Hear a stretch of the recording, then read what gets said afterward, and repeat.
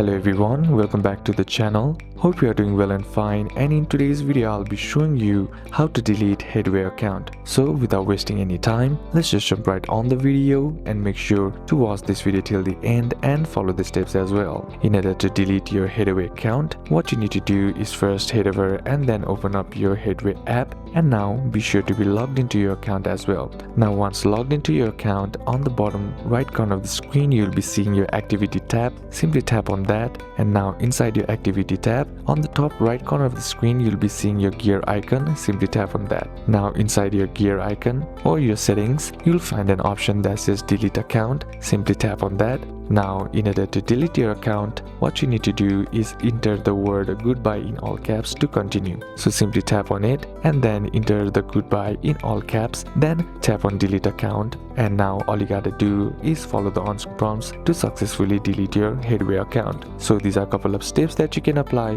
and that's it for today's video guys. Hope this video was useful to you. Leave a like if it did, comment down any questions that you have, and see you soon on the next one.